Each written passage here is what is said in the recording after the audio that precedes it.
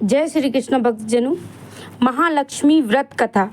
एक समय महर्षि व्यास जी हस्तिनापुर को पधारे, जिनका आगमन सुन तमाम राजकुल के कर्मचारी महाराज भीष्म उनका आदर सम्मान कर राजमहल में लाए। राजमहल में महाराज को सुवर्ण के आसन पर विराजमान कर आद्यपाद आचमन से उनका पूजन किया। व्यास जी ने स्वचित होने पर रानी गांधारी माता कुंती ने हाथ जोड़कर प्रश्न किया कि महाराज, आप त्रिकालदर्शी हैं, आपसे प्रार्थना है कि हम स्त्रियों को कोई ऐसा व्रत व पूजन सरल बताइए जिससे महालक्ष्मी सुख पौत्र पुत्र परिवार सदा सुखी रहे। इतना सुनने के बाद व्यास जी ने कहा कि हम ऐसे व्रत पूजन का उल्लेख कर रहे हैं जिससे सदा लक्ष्मी स्थिर होकर सुख पैदा करेगी, और श्री महालक्ष्मी व्रत है जिनके पूजन व्रत प्रतिवर्ष अश्विन कृष्ण पक्ष की अष्टमी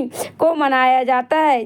किस विधान से पूजन होता है यह विस्तार से बतलाने का कष्ट करें।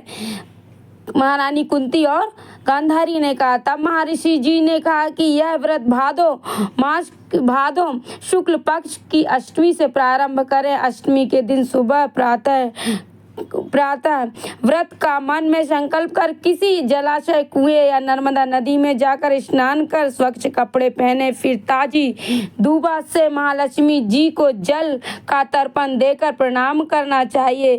फिर घर आकर शुद्ध सोले धागे का एक गंडा बनाकर प्रतिदिन एक गांठ लगानी चाहिए। इस प्रकार 16 दिन तक 16 गांठ तैयार कर अश्विनी कृष्ण पक्ष अष्टमी का व्रत रखकर मंडप बनाना चाहिए। चंद्रमा तान कर उनके नीचे माटी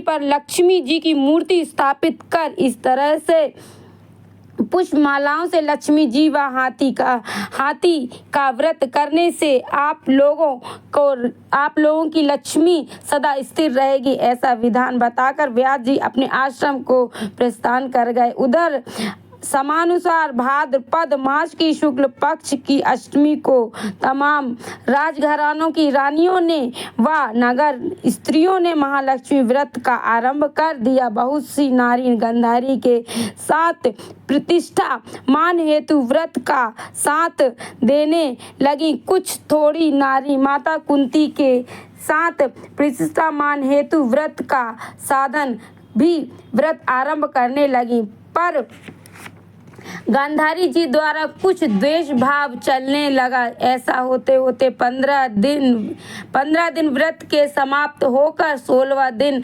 अश्विनी कृष्ण पक्ष की अष्टमी का उपस्थित हुआ। उस दिन प्रातः काल से नगर की नारियों ने उत्सव मनाया आरंभ कर दिया और तमाम नर नारी राजमहल में गांधारी जी के यहाँ उपस्थित हो तरह तरह से महालक्ष्मी जी के मंडप व माटी के हाथी बनाने सजाने में बड़ी तैयारियां होने लगी, और गांधारी जी ने नगर की सभी प्रतिष्ठित नारियों को बुलाने के लिए सेवक भेजे, परंतु कुंती को नहीं बुलाया और ना ही कोई सूचना दी। उत्सव में शामिल होने की सारी राजमहल में तरह तरह की उत्सवों की धुन गूंजने लगी, जिससे सारे हस्तिनापुर में खुशी मनाई गई। माता कुंती ने अपना अपमान समझकर बड़ा रंज मनाया और व्रत की कोई तैयारी न की, जिसने इतने में महाराज युधिष्ठिर, अर्जुन, भीमसेन, नकुल, सहदेव सहित 5 पांडव उपस्थित हो गए।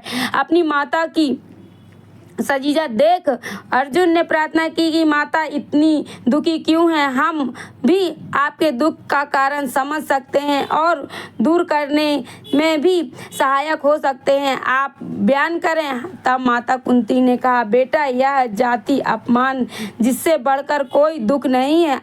आज नगर में श्री लक्ष्मी व्रत उत्सव में रानी गांधारी ने सारे नगर को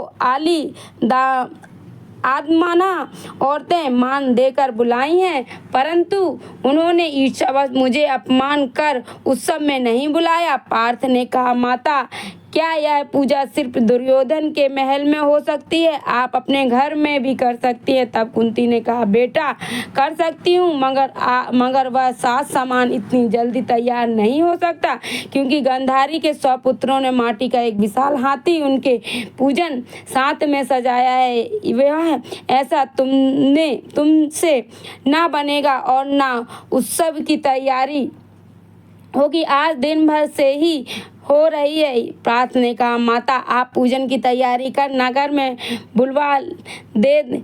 मैं आपको ऐरावत हाथी को बुला रहा हूँ। मैं इंद्रलोक से इंद्र का हाथी ऐरावत की पूजनीय है, बुलाकर तुम्हारी पूजा में शामिल कर दूंगा। आप तैयारी करें। उधर माता कुंती ने सारे नगर में पूजा का ढिंढोरा पिटवा दिया और पूजा की विशाल तैयारी होने लगी। तब अर्जुन ने सुरपति को ऐसा ऐरावत भेजने के लिए पत्र लिखा। एक दिव्य विमान में बांधकर धनुष पर रखकर देवलोक की सभा में फेंक दिया। इंद्र ने बाण को पत्र खोला और पढ़ा। आश्चर्य से अर्जुन को लिखा कि पांडु कुमार ऐरावत भेज दूंगा, पर वह इतनी जल्दी स्वर्ग से कैसे उतरेगा? तुम इसका उत्तर शीघ्र ही मुझे भेजो।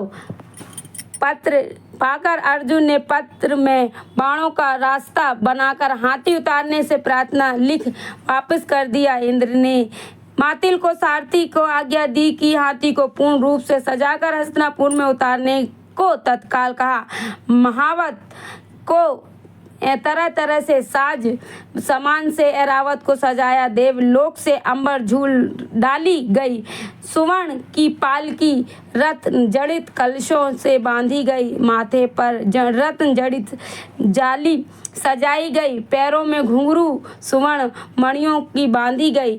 जिनकी चकाचौंध वह मानव जाति की आंखें नहीं ठहर सकती थी। उधर सारे नगर में हल्ला मचा कि कुंती के घर सजीव इंद्र का ऐरावत हाथी बाणों के रास्ते स्वर्ग से उतारकर पूजा जाएगा। सारे नगर में नर नारी बालक वृद्ध और भीड़ ऐरावत को देखने के लिए एकत्रित हुए।